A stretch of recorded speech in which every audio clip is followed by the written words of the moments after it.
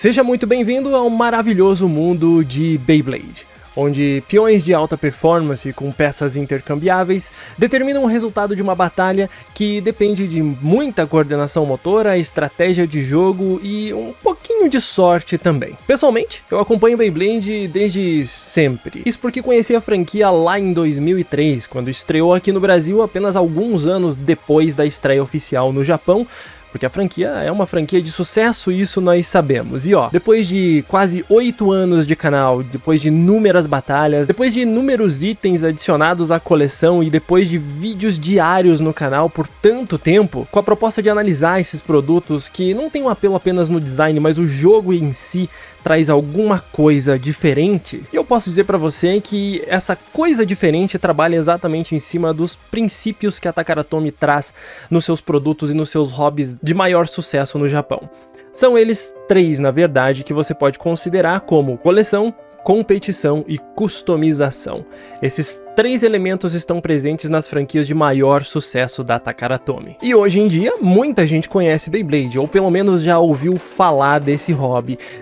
Sabe que existe. Muitas pessoas sabem mais ou menos, ou tem uma ideia bem básica de como se joga, não se aprofundam muito, e sempre que se menciona a palavra Beyblade em alguma roda de amigos, alguém fala, nossa, eu jogava isso quando era moleque. Mas assim, muitas pessoas não se aprofundam realmente em como se joga e como se tem um cenário competitivo, e não encaram isso como um hobby de fato. Mas você já parou pra pensar como que essa franquia começou? Como é que foi a origem? Você tem ideia que Beyblade quase não viu a luz do dia várias vezes? Pois é, no vídeo de hoje eu quero contar uma história. Eu quero compartilhar com vocês como que Beyblade quase nunca viu a luz do dia, mas foi assim, uma jogada de marketing muito excelentemente planejada e aplicada pela Takara, que tornou Beyblade o sucesso que é hoje, e por isso a gente tem que respeitar muito a primeira geração, que a gente conhece como Bakuten Shoot Beyblade, mas existiu um período antes disso. E essa história começa lá no início dos anos 90, quando uma empresa de brinquedos já bem grande e bem estabelecida no Japão, chamada Takara, não sei se você já ouviu falar esse nome antes, começou a fazer certo sucesso com a franquia Bomberman, que já vinha dos videogames. Para quem conhece Super Nintendo e já jogou Bomberman na vida sabe como esse jogo é incrível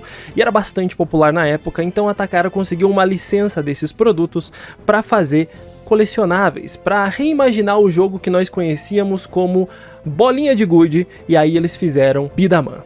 Só que no começo nada é fácil. A gente sabe que Bidaman Bomberman, embora tivesse relativo sucesso e tenha até ganhado um anime na TV, não foi assim tão popular, até que a Takara decidiu dissociar um pouquinho a ideia de Bomberman e fazer os seus designs próprios, e então eles começaram Super Bidaman. E aí sim, a franquia começou a ficar extremamente popular no Japão. E com o tempo, a Takara já aplicava essas ideias de que você tinha vários modelos para colecionar, várias mecânicas diferentes, compatibilidade entre eles, e também trazia um jogo competitivo interessante. Isso sempre foi coisa da veia da Takara Tomy, que trazia hobbies de competição de fato. Mas uma coisa muito importante nesse momento é a gente lembrar do que estava acontecendo nos anos 90. E essa contextualização vai ser muito importante para você entender como Beyblade chegou à existência, porque em meados dos anos 90, para quem lembra, Pokémon nasceu. Uma das maiores franquias do mundo simplesmente fazia sua estreia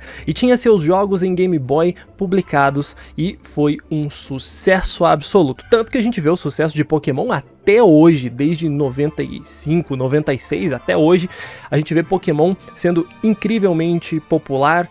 E aí, nessa onda de popularidade, é muito comum, a gente sabe como as coisas são. Se uma empresa lança um produto que é extremamente popular e funciona muito bem, é óbvio que outras empresas vão entrar no hype e vão querer também trazer características semelhantes. E aí nós vemos várias outras franquias que também trouxeram o seu conceito de monstrinhos colecionáveis, como por exemplo, Digimon, Yu-Gi-Oh!, Monster Rancher. E dá pra perceber esse padrão de monstrinhos colecionáveis em todas essas grandes franquias, que embora não fossem tão grandes quanto Pokémon, elas traziam exatamente a ideia de ouro que vendia muito na época. Enquanto tudo isso acontecia lá no Japão e no resto do mundo, com o lançamento de todas essas franquias, a Takara continuava trabalhando com Beat'em e cada vez mais a série Super Beat'em se tornava popular e ia por um caminho de mecânicas e de peças customizáveis e tudo que funcionava muito bem. Porém, em paralelo a Super Beat'em, nós tínhamos Bomberman, que a Takara ainda tinha a licença para trabalhar com esses produtos, mas cada vez mais Bomberman foi indo por um caminho muito experimental. A Takara costumava colocar todas as ideias estranhas na linha de Bomberman, e isso ia desde mechas até atiradores de moeda, que me lembram muito um conceito que eles têm utilizado recentemente. E até que num determinado momento, utilizando todas essas ideias e considerando Bomberman meio que um laboratório para maluquices da Takara, eles decidiram colocar um produto nas prateleiras que misturava a ideia de Bomberman com mechas, e esses mechas eram tipo uns peões que batalhavam em uma arena.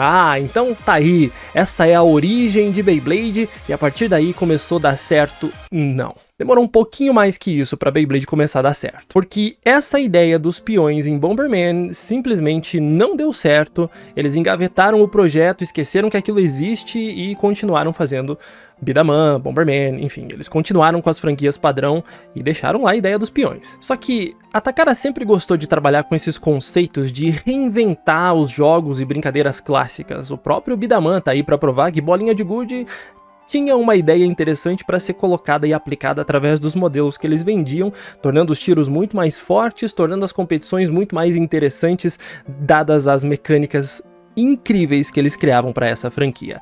E eles queriam fazer meio que a mesma coisa, utilizando o tradicional jogo de peões de batalha japonês conhecidos por Beigoma. Isso aqui vem de muitos séculos atrás, é uma coisa extremamente antiga e tradicional do Japão. Na verdade, muitos lugares do mundo traziam peões como brincadeira e tudo mais, só que os japoneses competiam com aquilo, utilizando pequenos peões de fabricação própria em batalhas em cima de barris abertos com pano por cima. Isso era uma batalha muito intensa e esse conceito era muito interessante para que a Takara simplesmente ignorasse. Eles precisavam fazer algo dentro dessa ideia para reinventar o Beigoma. E aí sim apareceu um senhor chamado Osamu Mashimo, provavelmente designer muito inteligente, e decidiu criar peões com peças intercambiáveis, ou seja, você tinha os peões que você podia desmontá-los e aí sim você podia recombinar as peças de modelos diferentes para atingir performances diferentes. Aí nasceu Beyblade de fato. Só que ainda tínhamos um problema muito sério para ser resolvido, uma pergunta muito difícil de ser respondida na época, porque embora tivesse ali a ideia da competição e de desmontar os peões para que você reorganizasse as peças entre eles, tava muito sem personalidade, muito sem imaginação, tava uma coisa muito sem alma. E a gente sabe muito bem como a Takara trabalha. Sabemos que eles investem muito pesado em design, principalmente para trazer essa ideia de personalidade para os seus produtos, para trazer isso de alma para os seus produtos e por isso conseguir vender eles de uma maneira muito mais efetiva, porque afinal de contas fala muito alto na questão do marketing você trazer essa ideia de personalidade para os itens, e Beyblade não tinha nada disso, eram apenas peões. E aí a pergunta era, como é que eles poderiam fazer as pessoas se interessarem por esses peões de batalha com peças intercambiáveis para fazer com que eles quisessem tanto essas peças a ponto de querer colecionar eles, e aí implementar aquela ideia inicial que eu falei, que a Takara Tomy trabalha com 3 conceitos: coleção, design e customização. Eles já tinham design e customização, faltava o quesito coleção. E aí, a ideia das Beat Beasts, ou conhecidas aqui no Brasil como Feras Beat, apareceu. E agora sim nós tínhamos o modelo ideal para comercializar isso tudo. E a ideia das Feras Beat veio exatamente na mesma onda que eu expliquei anteriormente de Pokémon, Digimon, Monster Rancher e Yu-Gi-Oh! Com monstrinhos colecionáveis. Cada Fera Beat era um monstrinho que você podia colecionar, e aqui vem uma parte interessantíssima da história de Beyblade que eu acho que você vai curtir bastante saber. As Beat Beasts originais, elas tinham evoluções, exatamente como as franquias que eu já citei, que foram criadas ali nos anos 90 e fizeram um baita sucesso. E nesse ponto do vídeo é muito importante esclarecer uma coisa: Muitas pessoas acreditam que o criador de Beyblade foi o Takao Aoki, que era um cara super da casa. Ele já trabalhava em outros projetos como Mini Yonku, também trabalhou com Zoids, ele criou os mangás e personagens para isso tudo.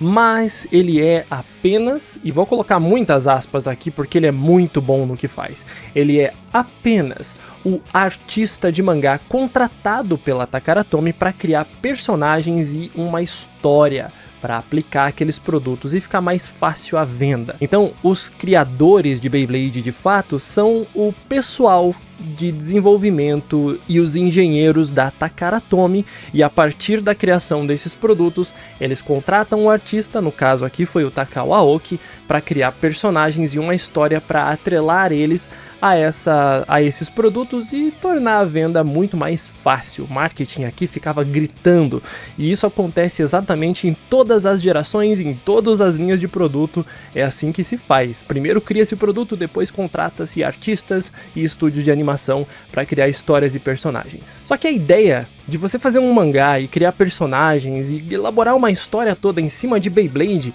foi enviada para o Takao Aoki durante o desenvolvimento do jogo de Game Boy Color. Você sabia que Beyblade, assim como Pokémon nos anos 90, também recebeu um jogo de Game Boy Color? A diferença é que o jogo de Beyblade, Jisedai Batoru Beigoma Beyburedo, é uma daquelas preciosidades que poucas pessoas tiveram acesso, especialmente porque ela ficou como lançamento exclusivo do Japão. Não recebeu uma localização para outros idiomas, então é uma peça muito rara e pouquíssimas pessoas no ocidente tiveram a oportunidade de jogar de fato. Mas nesse jogo nós tínhamos 3 personagens que apareceram de fato no mangá e posteriormente no anime, que eram o Tyson, no Japão chamado de Takao, Kai e o Jin, irmão do Tyson, pra quem conhece. Mas foi só isso mesmo. O que veio do jogo foram os personagens e muita coisa ficou fechada só pro jogo, meio que exclusiva só pra essa pérola perdida no tempo aí. Inclusive, o jogo tinha quase 200 feras beat. Pouquíssimas delas foram reaproveitadas pro mangá, pro anime e pros produtos. Elas foram impressas e colocadas nos produtos à venda, mas a maioria delas ficou exclusiva do jogo, perdida ali naquela mídia exclusiva do Japão. E detalhe, tudo isso aconteceu antes do lançamento do mangá, antes da história do Tyson, do Kai, do Max, do Ray começar. Então tudo que a gente tem até o momento é o histórico de como o Beyblade estava tentando entrar no mercado e estava bem difícil conseguir vender dessa maneira. O jogo de Game Boy Color, Jisedai Batoru Beigoma Beyburedo, foi lançado no Japão juntamente com 3 Beyblades iniciais, que eram o Ultimate Dragoon, Frostic Drancer e Saizo, os Beyblades dos protagonistas do jogo, e aliás foi um lançamento bem exclusivo, porque foi na World Hobby Fair do Japão de 1999, e aí as pessoas começaram a conhecer mais o hobby, começaram a conhecer um pouquinho dos personagens que estavam no jogo, mas é muito legal a gente parar para perceber uma coisa bem interessante, porque Beyblade teve uma estreia grandiosa na revista CoroCoro. Antes disso, como comentei, foi exclusivo do jogo, foi exclusivo dos 3 produtos iniciais. E os 3 produtos iniciais trazem feras beat muito diferentes daquela que nós conhecemos. Por exemplo, a própria Dragoon, que tem um design lindo no anime que nós assistimos e temos tanta saudade daquela época, era muito diferente. A Ultimate Dragoon era outra fera beat e a própria Frostic Drancer, o próprio Saizo foram muito diferentes nessa época. O que acontece é que, pelo princípio de evolução de personagens e coleção de monstros, essas feras beat eram muito exclusivas do jogo, e pra você ter uma ideia, a Dragoon que a gente conhece hoje em dia, na verdade era um dos monstros mais raros do jogo, porque você só conseguia essa Dragoon indo lá na World Hobby Fair do Japão e conseguindo através de um código exclusivo do evento. Ó, se quiser comparar aí a Dragoon com Pokémon, dá pra dizer que ela tá no nível de dificuldade de conseguir o 1000 do primeiro jogo de Pokémon lançado no Japão. Então era assim, uma criatura muito difícil de você conseguir, e a partir do Dragoon Grip Attacker tornou-se oficialmente a Dragoon que escolheu o Tyson como seu Beyblader. O mais legal é que toda a ideia da Ultimate Dragoon, Frostic Dranzer, Saizo apareceram nos capítulos iniciais do mangá que o Takao Aoki começou a escrever e publicar na CoroCoro.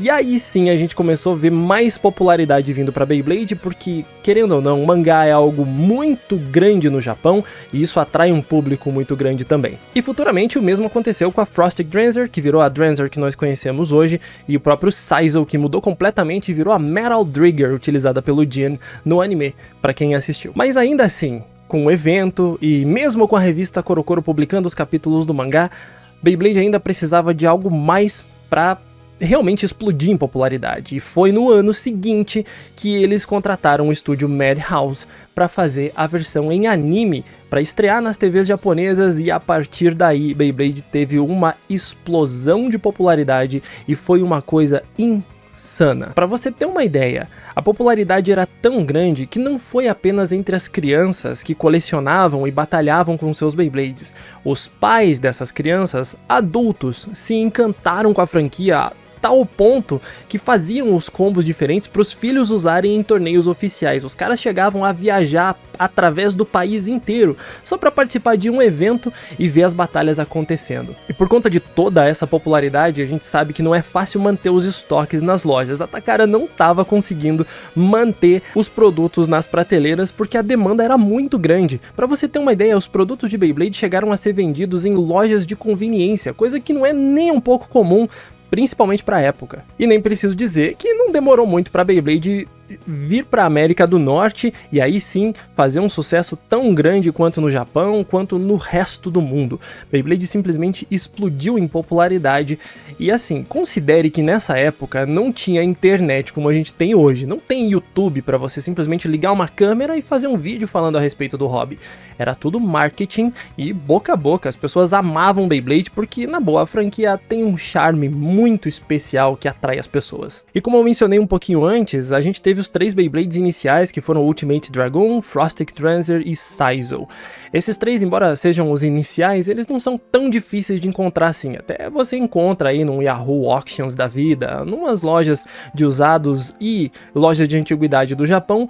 Mas assim, se você quiser uma dessas, prepara o bolso, porque não é nada barato você conseguir um item, porque, poxa, tem um valor histórico, né? Um valor muito grande para a franquia como um todo. E para comentar um pouquinho a respeito dos sistemas iniciais de Beyblade, eles eram muito simples. Eles tinham basicamente 3 peças principais, que eram o anel de ataque, que você conseguia colocar a Fera Beat ali, o Beat Chip na parte de cima.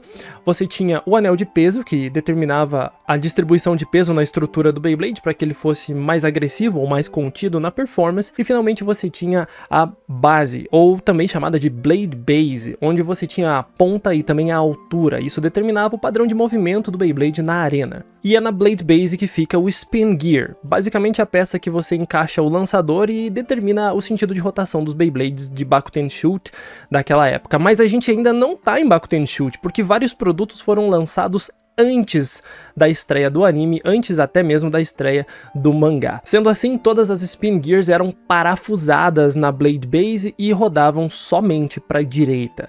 O primeiro Beyblade a girar à esquerda que foi lançado na franquia foi a Dragoon S, que foi lançada no período do anime. Porque se você prestar bem atenção no primeiro episódio de Beyblade, o Tyson não tá usando a Dragoon S, ele tá usando a Dragoon Grip Attacker. Com o lançamento de Bakuten Shoot Beyblade, que as Spin Gears começaram a ser separadas da Blade Base, aumentando a customização num nível inimaginável pro pessoal da época. E eu tenho certeza que a maioria de vocês sabe como é que o jogo funciona, assim, de uma maneira bem básica. Bastava que você fosse o último a ficar girando na arena, ou jogasse o oponente pra fora de uma maneira épica, incrível e maravilhosa. Só que as Beyblades iniciais tinham uma forma extra de vitória pra época e eu acho muito legal compartilhar isso com vocês. Quando a gente tem um Beyblade pré-Bakuten Shoot em mãos, dá pra perceber claramente que o Beat Chip fica um pouquinho solto.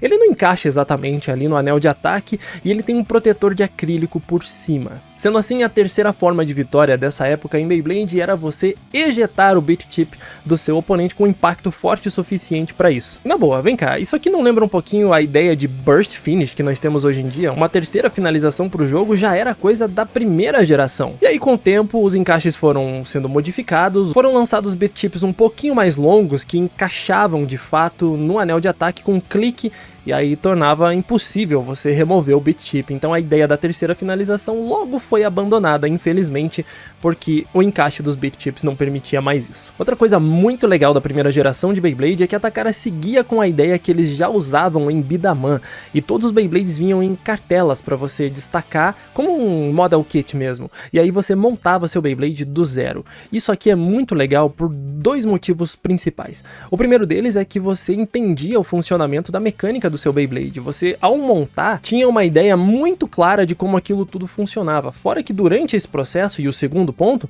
é que você respeitava muito mais o design que os caras trabalhavam tanto para fazer com cuidado extremo, para que você compreendesse tanto a montagem ser fácil, quanto as mecânicas que estavam presentes naqueles Beyblades. E falando em mecânicas, a gente também pode falar um pouquinho de customização, já que a ideia de Beyblade sempre foi fazer combos, sempre foi você misturar peças para atingir performances diferentes e testar cada vez mais.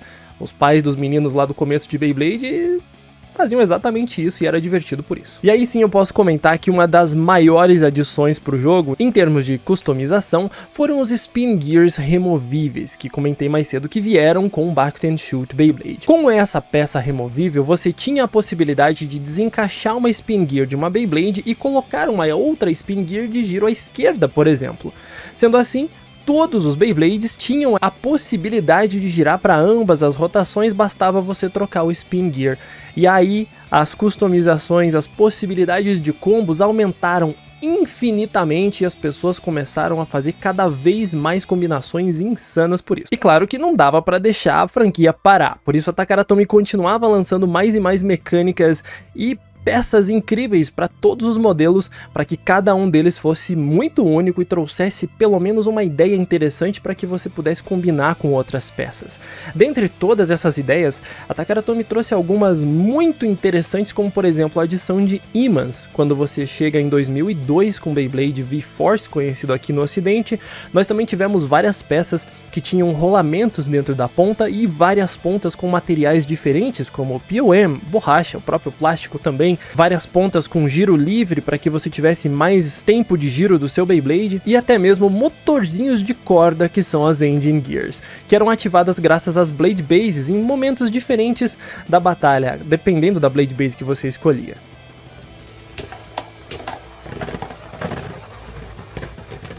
E o negócio ficou tão grande, tão popular, que quanto mais lançamentos de Beyblade e episódios do anime eram produzidos, mais e mais popular a franquia ficava. E com a vinda de Beyblade para a América do Norte, graças à parceria firmada entre Takara e Hasbro, e sim, a Hasbro tá distribuindo Beyblade desde a primeira geração, vários torneios regionais foram acontecendo pelo mundo todo e tudo isso terminou num grande mundial. Sabe aonde foi esse mundial? Simplesmente no Space Center da NASA, do tão grande que era essa franquia. E aí o tempo continuou passando, a Takara continuou mandando produtos para as lojas, e aí encerrou o anime e encerrou o sistema Engine Gear.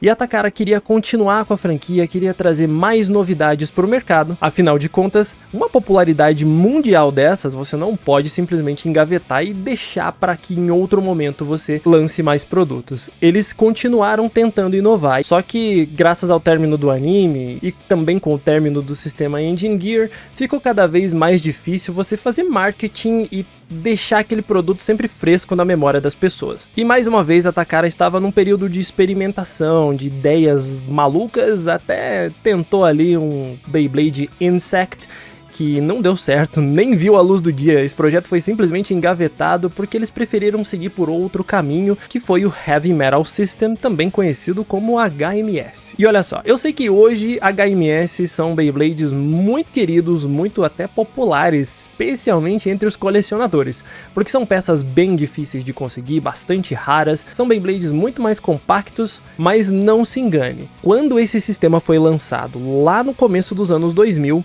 ele foi muito mal recebido pelas pessoas por alguns motivos. O primeiro deles é que os Beyblades eram mais caros que os antecessores, até porque utilizava materiais diferentes, como o próprio metal, acabava sendo um produto mais caro de incorporar no design, a fabricação e tudo mais, embora fossem Beyblades muito menores. Outro ponto que deixou muitas pessoas decepcionadas foi que o sistema HMS foi muito 100% incompatível com os sistemas anteriores que até então tinham uma compatibilidade gigantesca, mesmo com os Beyblades pré-Bakuten Shoot. E para muitas pessoas isso foi um tiro no pé. Foi horrível você simplesmente ter um monte de peça que você colecionou por anos, que hoje eram peças completamente inúteis que você não conseguia mais customizar, não conseguia mais combinar elas para fazer os seus combos. Então, para muitas pessoas foi horrível. O sistema HMS simplesmente caiu em popularidade, as vendas foram lá para baixo e foi isso que matou o Beyblade na época. Que triste, né? Um sistema tão legal, tão interessante, mas infelizmente não foi visto com bons olhos, não foi bem recebido por ser tão diferente assim. Para ver que a história se repete. Com esse final de Beyblade, o projeto foi completamente engavetado. Beyblade só viu a luz do dia de novo depois da Takara juntar-se com outra empresa de brinquedos, a Tomy, e aí sim eles decidiram reviver a franquia Beyblade anos depois, apresentando Metal Fight Beyblade para o mundo. Mas isso é um assunto para outro momento, tá? Eu quero deixar registrado aqui que se você tá curioso para assistir as séries de Beyblade clássicas, que são excelentes, tem personagens maravilhosos, tem uma história muito gostosa de acompanhar, esses episódios eles estão disponíveis nos canais oficiais do YouTube, que você pode assistir de graça, e eu sei que você vai curtir bastante. É outro ritmo, é outra época, tenha isso sempre em mente, mas é um clássico absoluto e os personagens são simplesmente muito bem escritos. O Takaoki era muito bom para fazer as histórias malucas, é uma geração cheia de imaginação e criatividade que eu recomendo bastante. Aliás, não recomendo apenas o que está disponível no YouTube, porque são as versões dubladas, mas se você conseguir encontrar as versões em japonês legendadas, eu recomendo muito também, porque é outro anime, é outra obra, é outra coisa. Muita coisa do que acontece na versão japonesa foi meio que censurada para a versão ocidental e muitas coisas foram mudadas, personagens foram adicionados e a história fica muito mais clara e muito mais objetiva quando você assiste a versão original em japonês. Você acaba conhecendo um outro mundo, é muito curioso. Se você já conhece Beyblade, eu recomendo fortemente que redescubra a franquia assistindo as versões em japonês, se conseguir. Eu quero deixar um agradecimento gigantesco aqui também ao Nizuma Blader, e ele nem sabe que eu existo, provavelmente. É um canal do YouTube que o YouTube me recomendou, e ele tinha um vídeo falando a respeito das origens de Beyblade também, que inspirou esse vídeo aqui. Então eu quero deixar um agradecimento gigantesco pela inspiração que ele deu. Considere se inscrever no canal do cara também, e no meu, é claro, porque vale muito a pena. Falar sobre Beyblade é sempre muito bom. E se você curtiu esse conteúdo aqui, se você aprendeu alguma coisa, se você descobriu como Beyblade apareceu no mundo e foi tão popular assim, deixa um gostei, que ajuda bastante o meu trabalho aqui no YouTube. Eu também quero pedir para você se inscrever aqui no canal, porque eu pretendo fazer mais vídeos falando a respeito das origens e contando um pouco da história de Beyblade. E claro, com o aniversário de 25 anos da franquia Beyblade chegando aí em 2024, eu tô muito empolgado para novidades, para nova geração, quem sabe, e é por isso que esse vídeo aqui nasceu. Então apoia meu trabalho aqui no YouTube, deixa um gostei, se inscreve, comenta aqui embaixo o que é que você achou, o que é que você aprendeu, o que é que você não sabia, e eu quero saber as suas opiniões também, beleza? A gente se vê numa próxima. Até lá!